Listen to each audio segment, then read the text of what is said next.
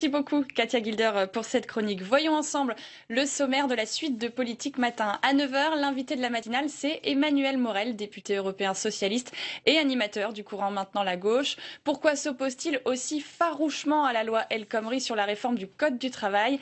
Quelles solutions pour enrayer le chômage? Comment voit-il l'organisation d'une primaire à gauche? Nous lui poserons toutes ces questions. À 9h15, la jungle de Calais bénéficie d'un répit avant son démantèlement, alors que de son côté, la Belgique ferme sa frontière avec la France pour empêcher l'arrivée massive de migrants. La Belgique se protège-t-elle à tort ou à raison? Cette réaction était-elle prévisible? On s'interroge et on en débat dans Ça fait l'actu avec Hubert Huertas, chroniqueur à Mediapart, et Guillaume Perrault, grand reporter au Figaro. Mais tout de suite, ce que nous avons retenu de l'actualité de ce mercredi 24 février. Les organisations de salariés toujours vent debout contre le projet de loi El Khomri. Hier, 9 syndicats, dont la CGT et la CFDT, ont signé un communiqué commun pour dénoncer un projet élaboré sans réelle consultation. Ils demandent notamment le retrait du plafonnement des indemnités prud'homales.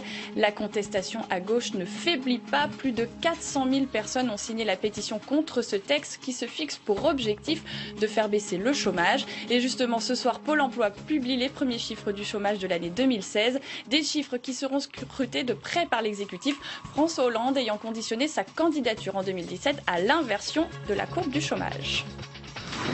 François Hollande poursuit son voyage officiel en Amérique latine. Avant l'Argentine et l'Uruguay, le chef de l'État a fait escale au Pérou hier. Première visite d'un président français dans le pays depuis le général de Gaulle. L'occasion de remercier Lima pour sa mobilisation en faveur de l'environnement pendant la COP21. En marge de ce déplacement, François Hollande suit l'évolution de la situation en Syrie de près. Il appelle notamment à la cessation des hostilités dans les meilleurs délais. La Belgique ferme temporairement ses frontières avec la France. Le pays craint l'arrivée de migrants quittant la jungle de Calais. Des migrants qui bénéficient d'un peu de répit. L'évacuation d'une partie du camp a été différée de quelques jours dans l'attente d'une décision de justice. Des associations demandent la suspension de cette évacuation, jugeant les solutions proposées par l'État pour reloger les migrants pas suffisantes. L'invité de la matinale, c'est Emmanuel Morel, député européen socialiste et animateur du courant Maintenant la gauche.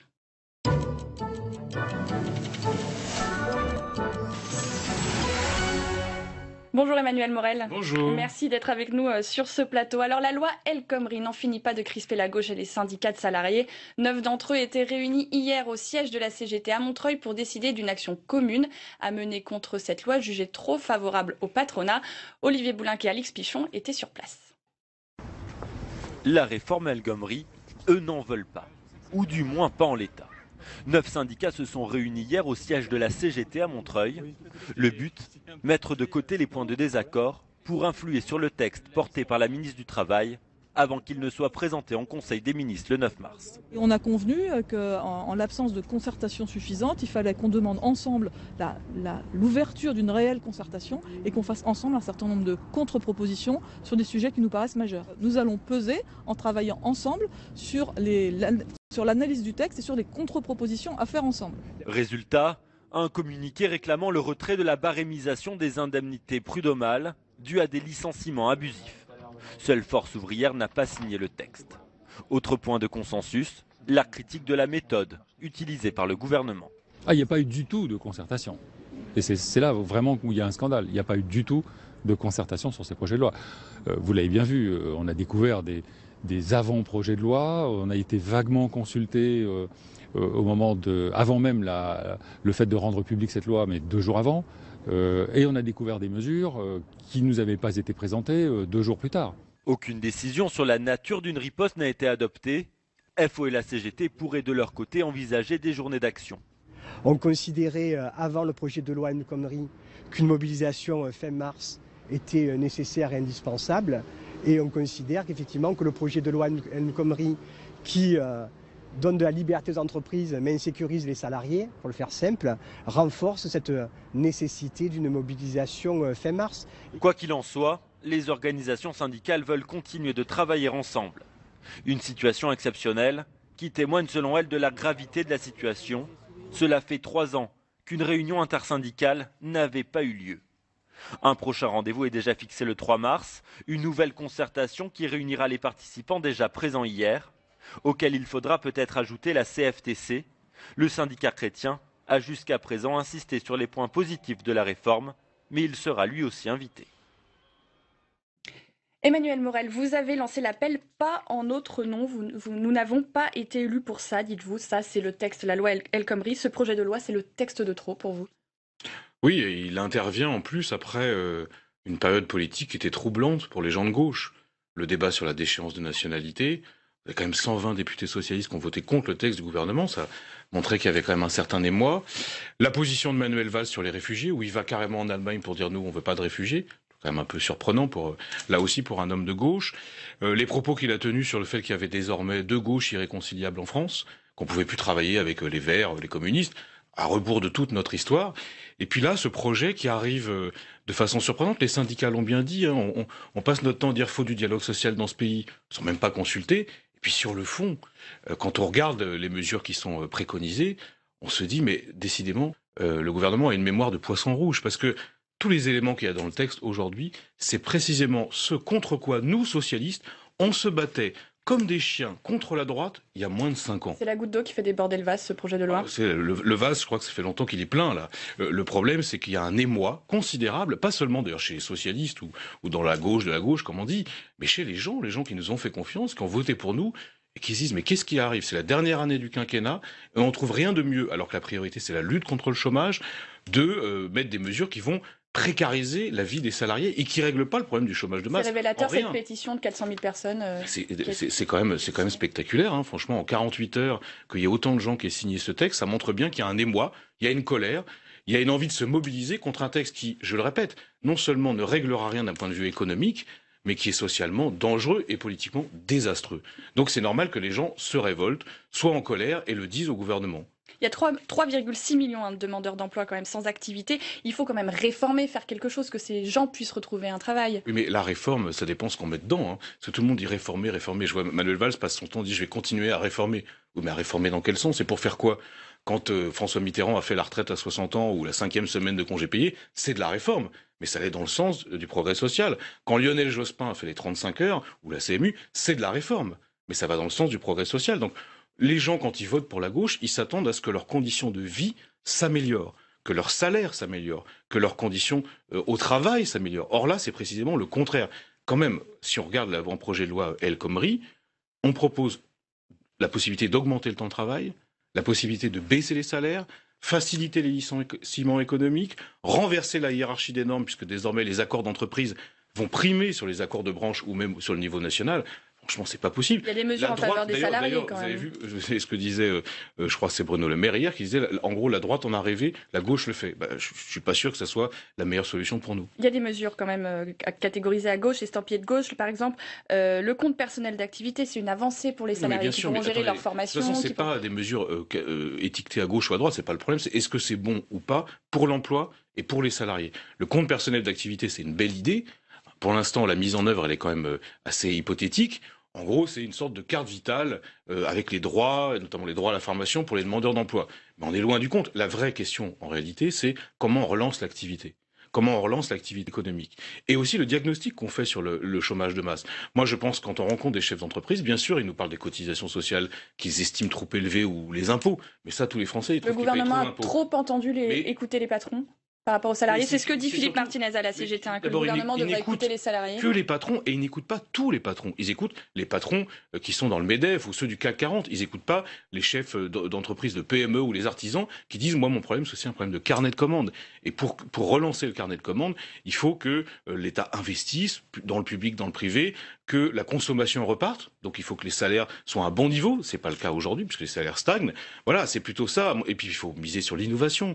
Et on passe notre temps à dire on est en train de changer le modèle de développement et en même temps on fait rien pour accompagner le développement durable, l'innovation technologique, etc., etc. Donc là il y a un problème politique de fond et en plus moi ce que je trouve navrant c'est qu'on nous vante la flexi-sécurité, mais là moi je vois rien ni de flexible ni de sécure. Je vois quelque chose qui va angoisser les salariés et qui va précariser leurs conditions de travail. Le député Les Républicains des Yvelines, Henri Guénaud, est revenu également sur le ras-le-bol des salariés ce matin. On l'écoute et vous réagissez juste après.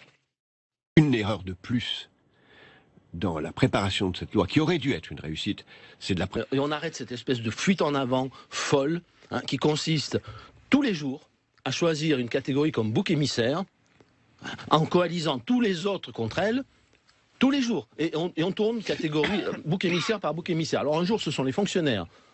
Un jour, ce sont les pauvres. Un autre jour, ce sont les chômeurs. Maintenant, ce sont les salariés. Et on réécoutera Jacques Attali un petit peu plus tard. Henri Guénaud parle de bouc émissaire quand il parle des salariés. Ce sont des boucs émissaires. En tout cas, il sait de quoi il parle, parce que quand il était conseiller des présidents Sarkozy pendant 5 ans, ils n'ont cessé de désigner des boucs émissaires. Et d'ailleurs, il parle des fonctionnaires, mais enfin, Sarkozy, conseillé par Guénaud, attaquait de plein front les fonctionnaires et aussi les salariés.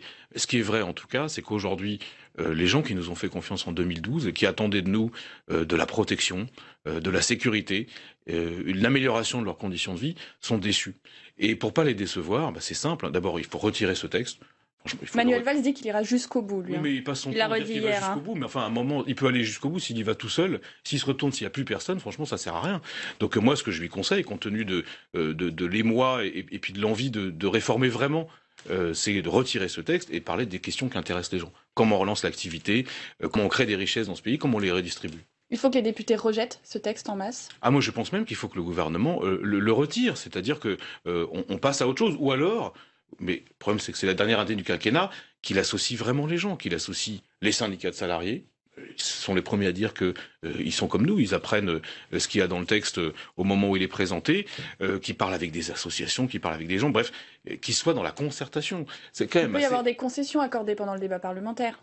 Oui, mais c'est toujours... Par exemple, sur les licenciements économiques ou sur les indemnités prud'homales. Mais là, c'est pas des concessions qu'il faut, je veux dire, c'est toute la philosophie du texte qu'il faut revoir. Le texte part du principe que pour embaucher, il faut pouvoir mieux licencier. Ça, je m'excuse, ça se discute. Sur le barème des indemnités prud'homales, en cas de licenciement abusif ou illégal, on ne parle pas de licenciement économique classique, je m'excuse, là aussi, c'est une régression terrible, totale. Donc là, c'est pas seulement des concessions, c'est revoir complètement l'état d'esprit du texte.